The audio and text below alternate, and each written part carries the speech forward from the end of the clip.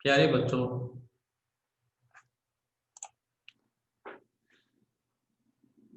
जैसे कि आप जानते हो कि इस कोरोना काल के अंदर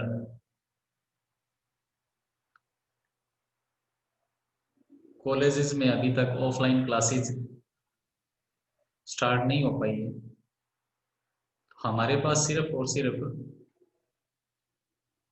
एक मीडियम ऑनलाइन वाला ही विकल्प के तौर पर बचता है, जिसका हम कंटिन्यू यूज करते आ रहे हैं। आने वाले दिनों में भी आपके कॉलेजेस ओपन होने की संभावनाएं रहेगी। जैसे ही आपकी ऑफलाइन क्लासेस का कोई इंस्ट्रक्शन आएगा तो हम ऑफलाइन क्लासेस स्टार्ट कर देंगे। बस मैं इतना ही कहना चाहूँगा कि इस कोरोना काल के अंदर चाहे क्लासेस स्टार्ट हो जाए, आपको अपनी सेफ्टी का ध्यान रखना है। बाहर जाते वक्त मास्क का यूज करना है। टाइम टाइम पर अपने हाथ को धोते रहना है और ज़्यादा से ज़्यादा सोशल डिस्टेंसिंग का ध्यान रखना है। क्योंकि जब हम अपना ध्यान रखेंगे, सब अपना अपना ध्यान अगर रखेंगे, तो आप जल्द ही हम सब इस कोरोना पर विजय हासिल कर लेंगे। आप लोगों से मैं उम्मीद करता हूँ कि आप मेरी इस बात पर गौर करेंगे और अपना अपना जो है वो पूरी तरह से ध्यान रखेंगे। जिससे आप अपना ध्यान रखोगे तो अपने परिवार का भी ध्यान रख पाओगे और इससे समाज को भी सुरक्षा मिलेगी। बच्चों, हमारा आज का जो टॉपिक है वो हम जावा के अंदर कंस्ट्रक्टर वाले टॉपिक पर डिस्कस करेंगे। हम जानेंगे कि भाई जावा के अंदर कंस्ट्रक्टर क्या है, क्यों हम इसका यूज करते हैं,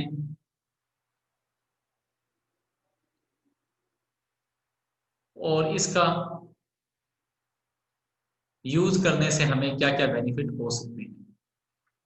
तो आइए हम स्टार्ट करते हैं जावा कंस्ट्रक्टर।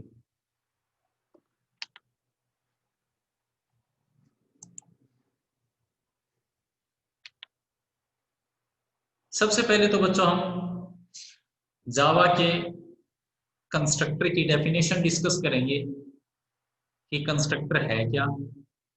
सिंपल वर्ड में अगर मैं ये कहूं कि कंस्ट्रक्टर एक तरीके से आपने जावा के अंदर जो मेथड बनाने सीखे थे, फंक्शन बनाने सीखे थे, कि आप एक क्लास के अंदर मेथड फंक्शन किस तरीके से बनाते हो, तो एक तरीके से कंस्ट्रक्टर भी क्या है, एक स्पेशल टाइप का मेथड है, फंक्शन है। कंस्ट्रक्टर क्या है, कोई अलग से कोई चीज नहीं है, बल्कि एक स्पेशल टाइप का मेथड है। फर्क क्या है, फर्क ये है कि जब आप कोई मेथड या कोई फंक्शन लेते हो तो मेथड या फंक्शन का अपना एक रिटर्न टाइप होता है और उस फंक्शन या मेथड का अपना एक नाम होता है। जबकि मैं यहां पर अभी मैंने ये कहा कि कंस्ट्रक्टर एक स्पेशल टाइप का मेथड है। ये स्पेशल टाइप का मैं वर्ड क्यों यूज कर रहा हूं, क्योंकि कंस्ट्रक्टर एक ऐसा मेथड है जिसका कोई रिटर्न टाइप नहीं होता। कंस्ट्रक्टर एक ऐसा स्पेशल टाइप का मेथड है जिसका कोई रिटर्न टाइप नहीं होता। इवन हम वॉइड को भी एज ए रिटर्न टाइप के तौर पर कंस्ट्रक्टर के साथ यूज नहीं करते। It means we can say that constructor is a special type of method which have which does not return any value. It means we can say that कि constructor का कोई भी रिटर्न टाइप नहीं होता। Constructor के साथ हम कोई भी रिटर्न टाइप का यूज नहीं करेंगे, यहां तक कि वॉइड का भी नहीं। दूसरी बात, अगर हम मेथड का अपना क्या होता है, एक नाम होता है।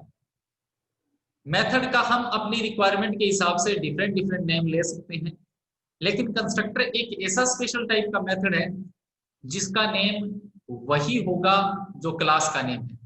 इट मीन्स हम ये कह सकते हैं कि जिस क्लास के अंदर आपने कंस्ट्रक्टर लिया है उस क्लास का जो नेम है वही इस कंस्ट्रक्टर का नेम होगा। इसका मतलब अगर हम प्रोटोकॉल की बात करें कि जो रेगुलेशन की बात करें तो कंस्ट्रक्टर का नाम वही होता है जो क्लास का नेम है। इसका मतलब ये हुआ कि आपने अगर क्लास ए ले रखी है तो कंस्ट्रक्टर का नाम भी क्या होगा, ए होगा, जिसका कोई भी रिटर्न टाइप नहीं होगा। क्लियर है? अब क्वेश्चन यहां पर ये बनता है कि सर इस कंस्ट्रक्टर का जब ये स्पेशल टाइप का मेथड है इसका कोई नाम ही नहीं है, इसका नाम तो वही है जो क्लास का नेम है, तो फिर ये कॉल कैसे होगा? क्यों? क्योंकि जावा के अंदर मेथड को कॉल करने के लिए हम क्लास का ऑब्जेक्ट बनाते हैं और फिर उस ऑब्जेक्ट के साथ डॉट ऑपरेटर लगा करके उस मेथड को कॉल कर लेते हैं। लेकिन चूंकि आप यहां पर ये कह रहे हो कि कंस्ट्रक्टर एक ऐसा मेथड है जिसका नाम वही होता है जो क्लास का नेम है, तो फिर हम इसको कॉल कैसे करेंगे, ये कॉल कैसे होगा? तो कॉल करने के लिए मैं आपको बता देता हूं कि कंस्ट्रक्टर को अलग से कॉल करने की रिक्वायरमेंट नहीं है।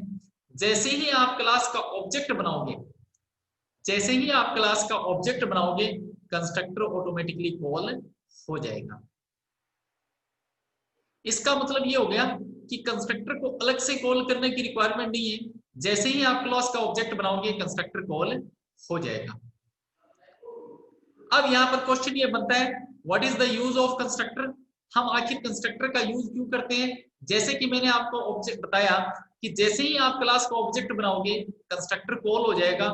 इसका मतलब हो गया अगर आप किसी ऑब्जेक्ट को किसी वैल्यू से इनिशियलाइज करना चाहते हो, अगर आप किसी ऑब्जेक्ट को किसी वैल्यू से इनिशियलाइज करना चाहते हो तो हम कंस्ट्रक्टर का यूज करते हैं। It means we can say that if you want to initialize the object at the time of object creation then we can use constructor। Object को क्रिएट करते ही अगर आप ऑब्जेक्ट को इनिशियलाइज करना चाहते हो तो आप किसका यूज कर सकते हो? कंस्ट्रक्टर का यूज कर सकते हो।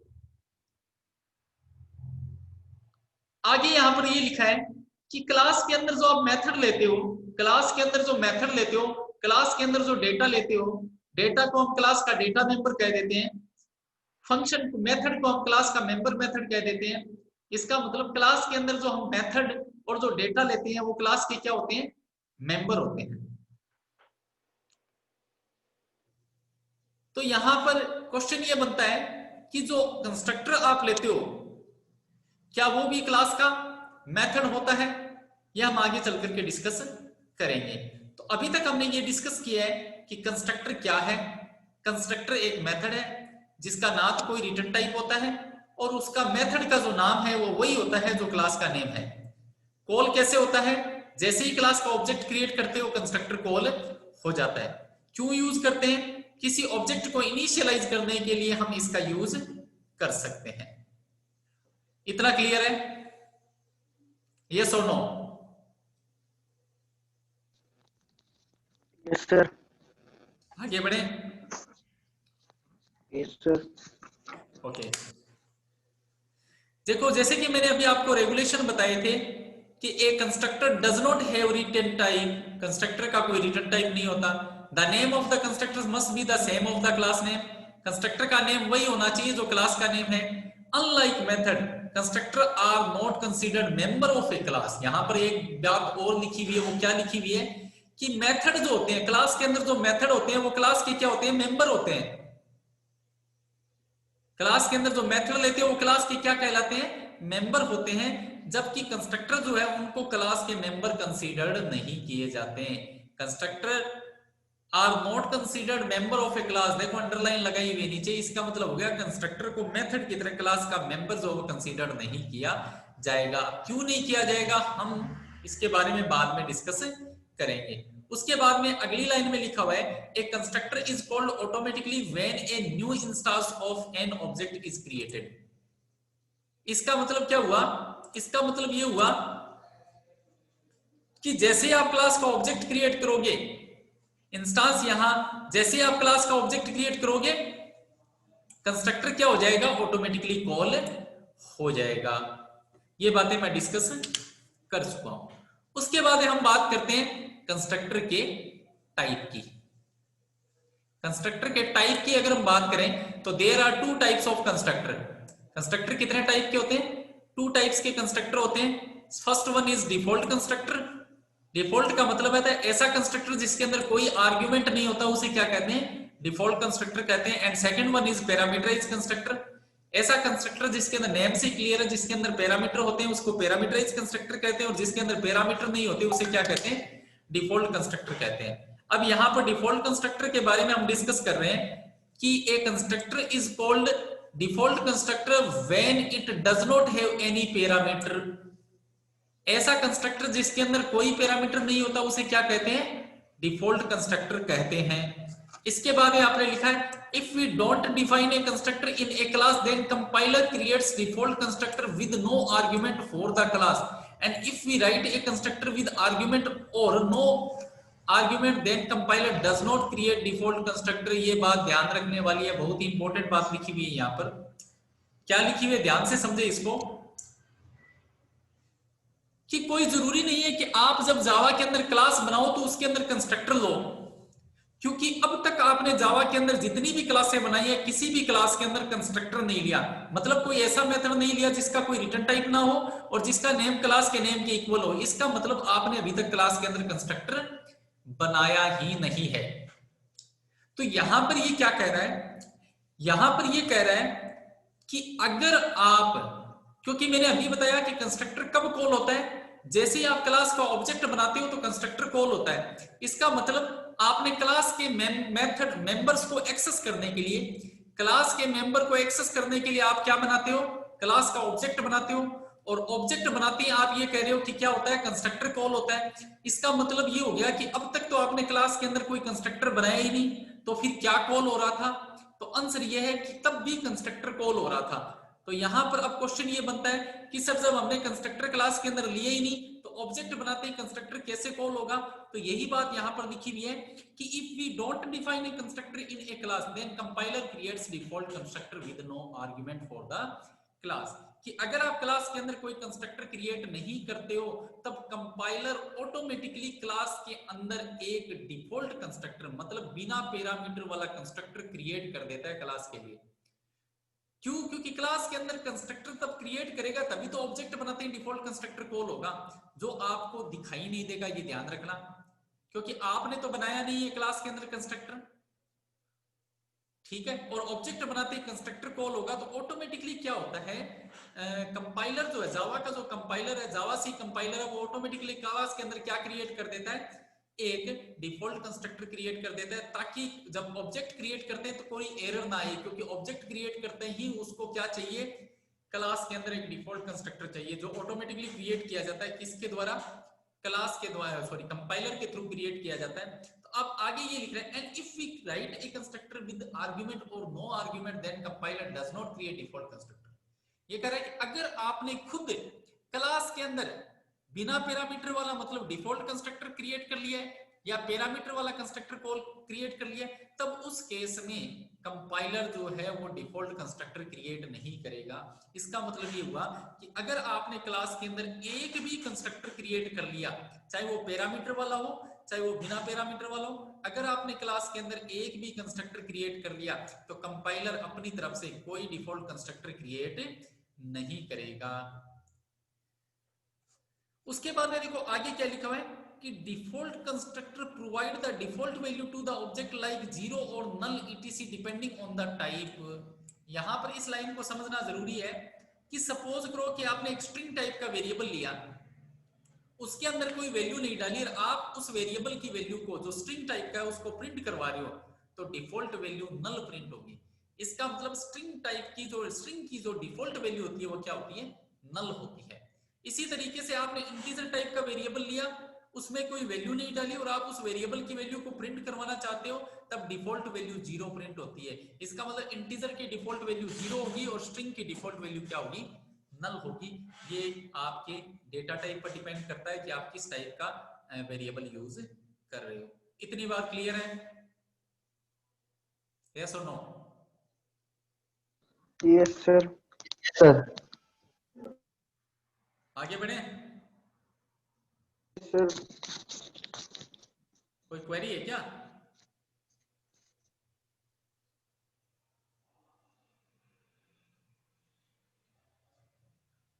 ओके आगे बढ़ते हैं। उसके बाद में बच्चों हमने यहां पर डिफॉल्ट कंस्ट्रक्टर का क्या बना रखा है, एग्जाम्पल बना रखा है। ध्यान से समझना इसको, बहुत ही इजी है और आपको मैं उम्मीद करता हूं कि आसानी से समझ में आ जाएगा। चलो बढ़ते हैं आगे। ये देखो मैंने यहां जो लाइन लिखी है, आप इसको ना लिखो तो भी चलेगा। ये सपोज करो कि एक बार नहीं है ये लाइन, ठीक है। आप मान लो कि ये लाइन जो है आपके इस प्रोग्राम में नहीं है, ये पैकेज है जो हम बाद में इसके बारे में डिस्कस करेंगे। ये मान लो ये लाइन है ही नहीं। अब आपने देखो क्या किया, यहां पर ध्यान से समझे। ये आपने यहां पर आपकी क्लास यहां से स्टार्ट हो रही है और यहां पर फिनिश हो रही है, ठीक है। आपने एक क्लास बनाई है। अब इस क्लास के अंदर आपने दो डेटा लिए हैं, एक तो इंटीजर टाइप का डेटा लिया है और एक आपने क्या लिया है, स्ट्रिंग टाइप का डेटा लिया है। दो डेटा लिए आपने, एक इंटीजर टाइप का वेरिएबल लिया और एक स्ट्रिंग टाइप का वेरिएबल लिया, नम एंड नेम। अब देखो आपने क्या कहा, आपने ये स्ट्रिंग टाइप के वेरिएबल और इंटीजर टाइप के दो वेरिएबल ले लिए इस क्लास के अंदर, लेकिन इस क्लास के अंदर आप इनका कोई यूज नहीं करोगे, आप इनके अंदर कोई वैल्यू नहीं डालोगे। पर्पज सिर्फ इतना सा है कि हम सिर्फ ये चेक करना चाह रहे हैं कि इनकी डिफॉल्ट वैल्यू क्या होती है। अब देखो आपने क्या किया, ध्यान से समझना कि आपने एक मेथड बनाया है। ये देखो, ये आपने क्या बनाया है, एक मेथड बनाया है। अब इस मेथड का नाम क्या है, ध्यान से समझे कि इस मेथड का नाम क्या है। इस मेथड का नाम न वही है जो किसका नाम है, क्लास का नेम है। क्या आपने इसका कोई रिटर्न टाइप लिया है, नहीं लिया। इसका मतलब आपने एक मेथड बनाया है जिसका कोई रिटर्न टाइप भी नहीं ले रखा और जिसका नाम वही है जो क्लास का नेम है। इसका मतलब ये क्या है, एक कंस्ट्रक्टर है। ये क्या है, एक कंस्ट्रक्टर है, क्योंकि आपने रिटर्न टाइप भी नहीं ले रखा और इस मेथड का नाम वही है जो क्लास का नेम है। अच्छा, ये जो पैरेंथेसिस लगा रखा है आपने, ये जो पैरेंथेसिस लगा रखा है, इस पैरेंथेसिस के अंदर आपने कोई पैरामीटर नहीं ले रखा। तो मैंने आपको बताया था ऐसा कंस्ट्रक्टर जिसके अंदर कोई पैरामीटर नहीं लेते उसे डिफॉल्ट कंस्ट्रक्टर कहते हैं। तो इसका मतलब आपने यहां पर क्या क्रिएट किया है, एक डिफॉल्ट कंस्ट्रक्टर क्रिएट किया है। अच्छा, अब आपने इस कंस्ट्रक्टर की बॉडी बना दी। इस बॉडी में सिर्फ एक मैसेज प्रिंट किया है। जावा के अंदर मैसेज प्रिंट करने के लिए क्या लिखते हैं, system dot out dot println. आपने एक मैसेज प्रिंट किया और वो मैसेज है कंस्ट्रक्टर इज कॉल्ड। इसका मतलब ये हुआ आपने स्टूडेंट नाम की एक क्लास बनाई जिसके अंदर दो डेटा मेंबर ले रखे हैं, एक तो इंटीजर टाइप का वेरिएबल नम और एक स्ट्रिंग टाइप का वेरिएबल नेम, और एक डिफॉल्ट कंस्ट्रक्टर ले रखा है जो जब भी कॉल होगा तो मैसेज प्रिंट करेगा कंस्ट्रक्टर इज कॉल्ड। इतनी बात क्लियर है, यस और नो? Yes sir. ओके, ये तो आपने बना ली एक स्टूडेंट क्लास। अब आप इस स्टूडेंट क्लास के अंदर जो कुछ भी ले रखा है उसको यूज करना चाहते हो। तो मैंने आपको बताया था कि क्लास के अंदर जो प्रॉपर्टीज आपने ले रखी है, जो फंक्शनैलिटी ले रखी है, अगर आप उसको एक्सेस करना चाहते हो तो आपको क्लास का क्या बनाना पड़ेगा, ऑब्जेक्ट बनाना पड़ेगा।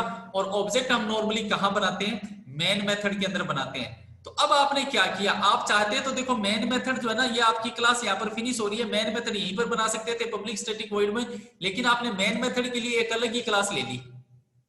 आपने क्या ले ली, एक अलग ही क्लास बना ली, किस नाम से, माई क्लास नाम से आपने एक क्लास बना ली। अब आपकी ये क्लास यहां पर स्टार्ट हो रही है और फिनिश कहां हो रही है, यहां फिनिश हो रही है।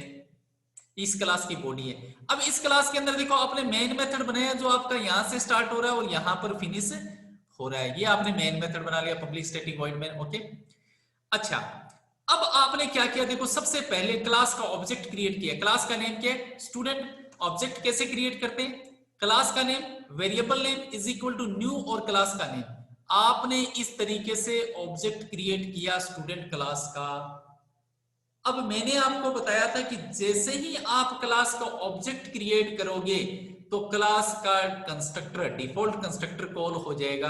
कौन सा कंस्ट्रक्टर कॉल हो जाएगा, इस तरीके से ऑब्जेक्ट बनाने पर। अगर आप इस तरीके से क्लास का ऑब्जेक्ट बनाते हो तो ऑटोमेटिकली क्लास का कौन सा कंस्ट्रक्टर कॉल होगा, ये आपका डिफॉल्ट कंस्ट्रक्टर कॉल होगा, क्योंकि मैंने आपको बताया था when we create the object of class then automatically call the default constructor of that particular class. तो जैसे ही आपने इस क्लास का ऑब्जेक्ट क्रिएट किया, ऑब्जेक्ट क्रिएट करते ही इस क्लास का, जिसका आपने ऑब्जेक्ट बनाया स्टूडेंट क्लास का, उस स्टूडेंट क्लास का डिफॉल्ट कंस्ट्रक्टर कॉल होगा। कॉल होते ही ये क्या प्रिंट करेगा, कंस्ट्रक्टर इज कॉल्ड। क्या प्रिंट करेगा ये, कंस्ट्रक्टर इज कॉल्ड। इसका मतलब जैसे ही आपने ऑब्जेक्ट बनाया, क्लास का डिफॉल्ट कंस्ट्रक्टर कॉल हुआ और constructor is called message print कर दिया। अब देखो उसके बाद में क्या किया, उसके बाद में देखो आपने एक तो इंटीजर टाइप का वेरिएबल नम ले रखा है और एक स्ट्रिंग टाइप का वेरिएबल आपने नेम ले रखा है। अगर आप इस स्टूडेंट क्लास के इन दोनों वेरिएबल को एक्सेस करना चाहते हो तो क्लास स्टूडेंट क्लास के मेंबर को एक्सेस करने के लिए आप ऑब्जेक्ट का यूज करोगे। ऑब्जेक्ट आपने यहां पर क्या ले रखा है, एक रेफरेंस वेरिएबल ले रखा ओबीजे। इस ओबीजे के थ्रू आप क्या करोगे, इनको कॉल करोगे। तो सबसे पहले देखो आपने किसको एक्सेस किया, ओबीजे डॉट नेम।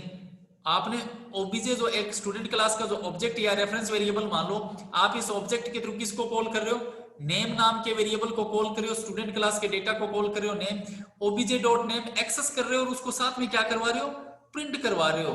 तो नेम किस टाइप का है, स्ट्रिंग टाइप का है, और इस स्ट्रिंग टाइप के वेरिएबल में आपने कोई वैल्यू नहीं डाली है। तो जब आप ओबीजे के थ्रू नेम को एक्सेस करके प्रिंट कराओगे तो क्या प्रिंट होगा, यहां पर देखो मैंने क्या लिख रखा आउटपुट में, देखो पहले तो क्या कॉल हुआ, मैसेज है कंस्ट्रक्टर कॉल, ये किससे है, इस ऑब्जेक्ट क्रिएशन से।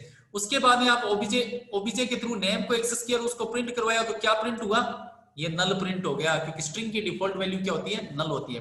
फिर आपने ऑब्जेक्ट के थ्रू किसको एक्सेस किया, ओबीजे डॉट नम, नम को एक्सेस किया। नम किस टाइप का वेरिएबल है, इंटीजर टाइप का वेरिएबल है, और साथ में आप इसको प्रिंट भी करवा रहे हो तो क्या प्रिंट हो जाएगा, 0। इसका मतलब होगी किसी क्लास के स्ट्रिंग टाइप के वेरिएबल की डिफॉल्ट वैल्यू नल होती है और इंटीजर टाइप के वेरिएबल की डिफॉल्ट वैल्यू क्या होती है, 0 होती है। ये बात क्लियर है या नहीं, यस और नो? Yes sir. यहां इतने में कोई डाउट है आपको, बोलो। No sir. आगे बढ़े, यस सर। ओके आगे बेटा। फिर हमने देखो इसको जो है वो कंटिन्यू रखा है। अब कंटिन्यू में इस पेज में हमने क्या समझाने का प्रयास किया है, इस पेज में हमने ये समझाने का प्रयास किया है कि मैंने आपको एक बात बताई थी, वो क्या बात बताई थी, वो ये बात बताई थी कि किसी क्लास के अंदर जब आप कंस्ट्रक्टर नहीं लेते हो तो क्या होता है। जब आप किसी क्लास के अंदर कोई कंस्ट्रक्टर नहीं लेते हो तो क्या होता है, मैंने आपको बताया था कंपाइलर ऑटोमेटिकली उस क्लास के अंदर डिफॉल्ट कंस्ट्रक्टर डाल देता है। अब कंपाइलर कब वर्क करेगा, कंपाइलर तब वर्क करेगा जब प्रोग्राम को क्या करवाया जाएगा, कंपाइल करवाया जाएगा। ये बात है या नहीं है, कंपाइलर कब वर्क करेगा, जब आप प्रोग्राम को क्या करवाओगे, कंपाइल कराओगे। आप थोड़ा सा समझने का प्रयास करें। मैंने आपको बताया कि ये लाइन तो भूल ही जाओ, ये लाइन तो है ही नहीं आपके प्रोग्राम में, ये लो मैंने कट कर दी। अब आप देखो यहां पर एक सिंपल सा एग्जांपल बना रखा है। देखो इस एग्जांपल में हमने एक स्टूडेंट नाम की क्लास ली है और इस क्लास के अंदर ध्यान दे कि मैंने सिर्फ एक स्ट्रिंग टाइप का वेरिएबल ले रखा है नेम, और देखो मैंने यहां पर कमेंट तो जरूर लगा रखा है लेकिन यहां पर कोई कंस्ट्रक्टर नहीं बना रखा। इसका मतलब स्टूडेंट नाम की क्लास के अंदर सिर्फ और एक स्ट्रिंग टाइप का डेटा ले रखा है जिसका नाम है नेम, और कोई भी कंस्ट्रक्टर क्रिएट नहीं कर रखा है। अच्छा ये बना दिया आपने। अब यहां पर ये क्या कह रहा है, अब देखो आपने क्या किया, ये एक क्लास बनाई, इस क्लास के मेंबर को एक्सेस करने के लिए आपने एक क्लास और बना ली और उसके अंदर क्या ले लिया, आपने मेन मेथड ले लिया। आपका मेन मेथड यहां पर कंप्लीट हो रहा है और क्लास यहां पर कंप्लीट हो रही है। अब आपने क्या किया, देखो स्टूडेंट क्लास का ऑब्जेक्ट क्रिएट किया। जब आप इस तरीके से स्टूडेंट क्लास का ऑब्जेक्ट क्रिएट करते हो तो ये स्टूडेंट नाम की क्लास के अंदर किसको सर्च करेगा, ये जाएगा यहां पर और यहां पर ढूंढेगा कि कंस्ट्रक्टर कहां है। जैसे ही आप स्टूडेंट क्लास का ऑब्जेक्ट बनाओगे, क्योंकि I already discussed that when we create the object of student class then it will search for default constructor into student class.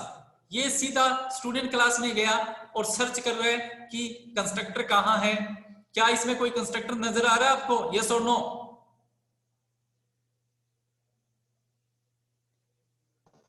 No sir. Constructor नजर नहीं आ रहा ना। अब देखो क्या होगा कि जैसे ही आपने ये प्रोग्राम बनाया, इस प्रोग्राम को जैसे ही आपने देखो, जब आपने प्रोग्राम बनाया तब क्या स्थिति थी कि ये आपकी स्टूडेंट नाम की क्लास है। ये यहां पर बता रहा है बिफोर कंपाइलेशन। ये यहां पर क्या बता रहा है? बिफोर कंपाइलेशन क्या है? बिफोर कंपाइलेशन ये कह रहे हैं कि इस स्टूडेंट नाम की क्लास के अंदर कंपाइल करने से पहले कोई भी कंस्ट्रक्टर नहीं है, क्योंकि हमने बना ही नहीं रखा इस क्लास के अंदर। लेकिन जैसे ही आप प्रोग्राम को कंपाइल करते हो, आप लिखोगे जावा सी फाइल का नेम डॉट जावा। जैसे ही आप इस स्टूडेंट नाम की क्लास को, इस प्रोग्राम को कंपाइल करोगे, तो कंपाइल करते ही देखो क्या होगा, ये क्लास जो है वो कन्वर्ट हो जाएगी ऐसे। इसका मतलब ये डिफॉल्ट कंस्ट्रक्टर जिसके अंदर कुछ नहीं लिखा हुआ, पैरामीटर नहीं है, इसका मतलब इस तरीके का जो कंस्ट्रक्टर है ये कंपाइलर ऑटोमेटिकली इस क्लास के अंदर क्या कर देगा, क्रिएट कर देगा। इसका मतलब जैसे ही आप प्रोग्राम को कंपाइल करोगे, तो कंपाइल करते ही ये प्रोग्राम जो वो किस में कन्वर्ट हो जाएगा? मैंने आपको पहले ही बताया था कि ये आपकी डॉट क्लास फाइल में क्या हो जाएगा, कन्वर्ट हो जाएगा। देखो नीचे लिखा हुआ है after compilation in dot class file. Dot class file के अंदर जो है ये कन्वर्ट हो जाएगा। तो इसका मतलब ये हुआ कि जैसे ही कंपाइल करोगे तो ये स्टूडेंट नाम, ये डिफॉल्ट कंस्ट्रक्टर ऑटोमेटिकली क्लास के अंदर आ जाएगा। और ये जो लाइन आपने दिखी है ये सक्सेसफुली वर्क करेगी, क्योंकि जैसे ही आप इस ऑब्जेक्ट स्टूडेंट क्लास की का ऑब्जेक्ट क्रिएट करते हो, इसको क्या मिल जाएगा, इसको क्या मिल जाएगा, डिफॉल्ट कंस्ट्रक्टर मिल जाएगा जो क्लास के द्वारा पुट किया गया है। तो यहां पर कोई दिक्कत नहीं होगी, क्योंकि ये जो कंस्ट्रक्टर है इसके अंदर भी कुछ नहीं लिखा हुआ, इसलिए कोई एक्टिविटी नहीं होगी। अब आपने ऑब्जेक्ट बना लिया, उसके बाद में देखो आप इस ऑब्जेक्ट के थ्रू किसको एक्सेस कर रहे हो, ओबीजे डॉट नेम। इस ऑब्जेक्ट के थ्रू डॉट ऑपरेटर लगाकर नेम को एक्सेस कर रहे हो। नेम किस टाइप का वेरिएबल है, स्ट्रिंग टाइप का वेरिएबल है, ठीक है। अब देखो इसने यहां पर क्या दे रखा है, मैसेज दे रखा है। ये मैसेज गलती से आ गया क्योंकि आपने तो, क्योंकि कंपाइलर जो आपका डिफॉल्ट कंस्ट्रक्टर इसके अंदर पुट करेगा, उसकी बॉडी में तो कुछ भी नहीं लिखा होगा, इसलिए ये गलती से पीछे वाला ही टाइप हो गया, ठीक है। तो ऑब्जेक्ट क्रिएट किया, डिफॉल्ट कंस्ट्रक्टर इसको मिल गया जो कंपाइलर ने पुट किया है, इसलिए कोई एक्टिविटी नहीं हुई। फिर आपने ऑब्जेक्ट के थ्रू जब नेम को एक्सेस किया, तो नेम स्ट्रिंग टाइप का वेरिएबल है, उसकी डिफॉल्ट वैल्यू क्या होगी, नल होगी। और आपने इस नल को क्या करवा दिया, प्रिंट करवा दिया। ये बात क्लियर है या नहीं, यस और नो? यस और no? Yes sir. Yes sir. आगे बढ़े। यस उसके सर। बाद बच्चों अगला देखो, parameterize constructor. Parameterize constructor it is just like default constructor, it is just like default constructor. दोनों में डिफरेंस क्या है? मैंने आपको बताया, ऐसा कंस्ट्रक्टर जिसके अंदर पैरामीटर होता है उसे पैरामीटराइज कंस्ट्रक्टर कहते हैं, और ऐसा कंस्ट्रक्टर जिसके अंदर पैरामीटर नहीं होता उसे क्या कहते हैं, पैरामीटराइज कंस्ट्रक्टर कहते हैं। तो यहां पर अब हम जो कंस्ट्रक्टर देख रहे हैं वो क्या है, पैरामीटराइज कंस्ट्रक्टर है। अब देखो इस कंस्ट्रक्टर के अंदर क्या होगा, आपने देखो यहां पर एक क्लास बनाई है, ये आपकी क्लास जो है वो कहां पर फिनिश हो रही है, यहां पर फिनिश हो रही है। इस बार देखो जो मैंने मेन मेथड बनाया वो किसके अंदर बना दिया, इस क्लास के अंदर ही बना दिया। देखो इस क्लास में क्या किया है मैंने, एक तो बनाया है पैरामीटराइज कंस्ट्रक्टर, और एक मैंने क्या लिया है, एक डिस्प्ले नाम का मेथड लिया, वो एक लाइन में लिख दिया मैंने, क्योंकि यहां पर देखो ये आपका मेथड स्टार्ट हो रहा है और यहां पर ये क्या हो रहा है, आपका मेथड फिनिश हो रहा है, ठीक है। अब देखो आपने क्या किया है, ये क्लास के अंदर दो मेंबर लिए, एक तो इंटीजर टाइप की आईडी और एक स्ट्रिंग टाइप का नेम, और ये आपने क्या बनाया, एक कंस्ट्रक्टर बनाया है। लेकिन इस कंस्ट्रक्टर के अंदर आपने इंटीजर टाइप का वेरिएबल ले रखा और एक स्ट्रिंग टाइप का वेरिएबल ले रखा है। इसका मतलब ये कंस्ट्रक्टर क्या हो गया, पैरामीटर वाला कंस्ट्रक्टर हो गया, पैरामीटराइज कंस्ट्रक्टर। अब देखो इसने क्या किया, ये जो आपने आईडी ले रखी है इसके अंदर कौन सी वैल्यू डाल दी, इस आई की वैल्यू डाल दी, और ये जो आपने स्ट्रिंग टाइप का नेम ले रखा उसके अंदर स्ट्रिंग टाइप के वेरिएबल की वैल्यू एन डाल दी। ये ऐसा इसलिए किया है। अब देखो क्या होगा, इस पैरामीटराइज कंस्ट्रक्टर को कॉल करने के लिए भी आपको क्या बनाना पड़ेगा, ऑब्जेक्ट बनाना पड़ेगा। ये आपका मेन मेथड है जो यहां से स्टार्ट हुआ है और फिनिश कहां हुआ है, यहां पर फिनिश हुआ है। तो आपने देखो स्टूडेंट क्लास का इस बार जो ऑब्जेक्ट बनाया वो कैसे बनाया है, स्टूडेंट क्लास का ऑब्जेक्ट बनाया, अगर आप ये पैरामीटर नहीं देते तब तो डिफॉल्ट कंस्ट्रक्टर कॉल होता। आपको जितने पैरामीटर वाला कंस्ट्रक्टर कॉल करना उतने ही पैरामीटर यहां पर देने पड़ेंगे। देखो यहां पर क्या है, पहला पैरामीटर इंटीजर टाइप का और दूसरा पैरामीटर स्ट्रिंग टाइप का है। तो आपने देखो इस कंस्ट्रक्टर को कॉल करने के लिए आपने पहला पैरामीटर इंटीजर टाइप का दिया और दूसरा पैरामीटर स्ट्रिंग टाइप का डबल कोट में दिया है। तो इसका मतलब ये जो 100 वैल्यू है, ये जो 100 है, ये 100 है, ये तो किस में चला जाएगा, आई में चली जाएगी। और जी वरुण नाम की जो स्ट्रिंग है वो किस में चली जाएगी, एन के अंदर चली जाएगी। वरुण नाम की जो स्ट्रिंग है वो किस में चली जाएगी, एन में चली जाएगी। इसका मतलब आई के अंदर 100 आ गया, एन के अंदर वरुण आ गया, तो आई की वैल्यू आईडी में, तो आईडी में तो 100 आ गया और नेम में क्या आ गया, वरुण आ गया। अब आपके पास आईडी और नेम में, मतलब ये जो ऑब्जेक्ट बना है इसकी आईडी में तो क्या आ गया, 100 आ गया, और नेम में क्या आ गया, आपका वरुण आ गया। ठीक है, ये आ गए दोनों। ठीक है, अब आपने ये जो रेफरेंस वेरिएबल ले रखा S1, रेफरेंस वेरिएबल का काम क्या होता है, माना कि इस ऑब्जेक्ट का एड्रेस क्या है, 100 है, तो ये 100 किसके अंदर आ गया, इस S के अंदर आ गया। और दूसरा ऑब्जेक्ट आपने फिर बनाया, देखो S2, एक ऑब्जेक्ट और बनाया S2, ये तो क्या है, एक ऑब्जेक्ट और बनाया, इसकी आईडी में क्या आ गया आपके 101, और नेम में क्या आ गया, आलिया, जैसे यहां पर दिया हुआ है, नेम में क्या आ गया, आलिया वैल्यू। ठीक है, ये आ गई।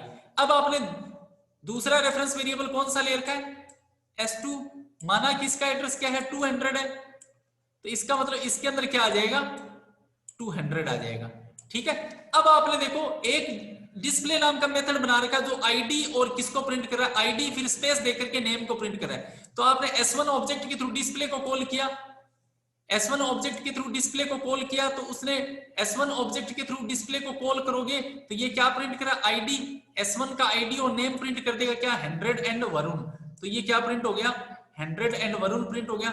और फिर आपने लिखा S2 ऑब्जेक्ट के थ्रू डिस्प्ले कॉल किया, S2 रेफरेंस वेरिएबल के थ्रू डिस्प्ले कॉल किया, तो S2 के अंदर जो है वो कॉल हो जाएगा, डिस्प्ले कॉल किया तो ये क्या प्रिंट कर रहा है, आईडी और नेम। तो ये किसकी आईडी और नेम प्रिंट हो जाएगा, इसकी आईडी 101 और क्या है, आलिया। तो ये यहाँ पर क्या प्रिंट हो जाएगा, नीचे दिया हुआ है 101 एंड आलिया। तो इस तरीके से हम क्या कर सकते हैं, पैरामीटराइज कंस्ट्रक्टर का यूज कर सकते हैं। ये बात क्लियर है या नहीं है, यस और no? Yes sir, yes sir. ठीक है, तो बच्चों अगला जो टॉपिक है वो कंस्ट्रक्टर ओवरलोडिंग, जो हम बाद में डिस्कस करेंगे, अभी हमारे पास टाइम की कमी है। उम्मीद करता हूं कि आपको ये क्लास जो है, जितनी क्लास मैंने आपको बताई है वो आपके समझ में आ गई होगी। एक बार मैं फिर से रिकॉल कर देता हूं कि हमने अभी तक क्या पढ़ा है। हम जावा के कंस्ट्रक्टर के बारे में डिस्कस कर रहे थे, जिसमें हमने ये डिस्कस किया था कि व्हाट इज कंस्ट्रक्टर। कंस्ट्रक्टर एक ऐसा स्पेशल टाइप का मेथड है जिसका नेम वही होता है जो क्लास का नेम है। इसका कोई रिटर्न टाइप नहीं होता, इसका कोई रिटर्न टाइप नहीं होता, इसका नाम वही होता है जो क्लास का नेम है। ये क्लास के मेथड की तरह क्लास का मेंबर नहीं होता, ठीक है। और ये तब कॉल होता है जब आप क्लास का ऑब्जेक्ट क्रिएट करते हो। कंस्ट्रक्टर जो है वो 2 टाइप्स के होते हैं, एक तो डिफॉल्ट कंस्ट्रक्टर होता है और एक पैरामीटराइज कंस्ट्रक्टर होता है। डिफॉल्ट कंस्ट्रक्टर एक ऐसा कंस्ट्रक्टर होता है जिसमें कोई पैरामीटर नहीं होता है, मतलब बिना पैरामीटर वाला जो कंस्ट्रक्टर है वो क्या होता है, डिफॉल्ट कंस्ट्रक्टर होता है। ठीक है, अच्छा, उसके बाद में मैंने यहाँ पर एक डिफॉल्ट कंस्ट्रक्टर का एग्जांपल बनाया कि डिफॉल्ट कंस्ट्रक्टर को कॉल करने के लिए आप क्या बनाओगे, ऑब्जेक्ट बनाओगे इस तरीके से। ऑब्जेक्ट बनाते वक्त पैरामीटर में आप कुछ नहीं दोगे, ठीक है। और आप क्लास के अंदर जो भी आप डेटा लेते हो, वेरिएबल लेते हो, अगर आपने इंटीजर टाइप का वेरिएबल लिया है तो उसकी डिफॉल्ट वैल्यू 0, स्ट्रिंग टाइप का वेरिएबल लिया तो उसकी डिफॉल्ट वैल्यू नल, फ्लोट टाइप का वेरिएबल लिया तो उसकी डिफॉल्ट वैल्यू 0.0। तो इस तरीके से डिफॉल्ट वैल्यू जावा के अंदर हर वेरिएबल की क्या होती है, एक डिफॉल्ट वैल्यू होती है। जब आप उसके अंदर डिफॉल्ट वैल्यू कब प्रिंट होती है, जब आप उस वेरिएबल के अंदर कोई वैल्यू नहीं डालते और उसकी वैल्यू को प्रिंट करवाने का प्रयास करते हो, ठीक है। तो ये डिफॉल्ट कंस्ट्रक्टर हो गया। उसके बाद में हमने उसके बाद में मैंने आपको बताया था कि हर क्लास के अंदर एक डिफॉल्ट कंस्ट्रक्टर होता है। अगर आपसे इंटरव्यू में कोई क्वेश्चन पूछ ले कि क्या जावा के अंदर हर क्लास के अंदर एक डिफॉल्ट कंस्ट्रक्टर होता है, तो आप ये कहोगे यस, हर क्लास के अंदर एक डिफॉल्ट कंस्ट्रक्टर होता है और आपको क्लास बनाकर बता दिया जाए कि बताओ ये प्रोग्राम चलेगा या नहीं चलेगा, तो क्यों चलेगा, क्योंकि आप तो ये कह रहे थे कि जैसे ही आप क्लास को ऑब्जेक्ट बनाते हो तो डिफॉल्ट कंस्ट्रक्टर कॉल होता है। इस क्लास के अंदर तो कोई कंस्ट्रक्टर नहीं है, डिफॉल्ट कंस्ट्रक्टर नहीं है, फिर ये कैसे कॉल होगा? तो आपका आंसर ये होना चाहिए कि सर जब आप किसी क्लास के अंदर कोई कंस्ट्रक्टर नहीं लेते हो तो बाय डिफॉल्ट ऑटोमेटिकली जब प्रोग्राम को कंपाइल किया जाता है तो कंपाइलर ऑटोमेटिकली बिना बॉडी वाला डिफॉल्ट कंस्ट्रक्टर जो है वो क्लास के अंदर पुट कर देता है। तो हर क्लास के अंदर क्या होता है, एक डिफॉल्ट कंस्ट्रक्टर होता है। अब आपसे क्वेश्चन ये भी पूछा जा सकता है कि अगर आप किसी क्लास के अंदर कोई कंस्ट्रक्टर ले देते हो तो क्या कंपाइलर अब उस क्लास के अंदर डिफॉल्ट कंस्ट्रक्टर डालेगा? तो आप कहोगे नहीं, क्योंकि अगर आप क्लास के अंदर एक भी कंस्ट्रक्टर बना लेते हो तो उस क्लास के अंदर कंपाइलर अब काम नहीं करेगा। ये बात क्लियर है या नहीं है? यस और नो?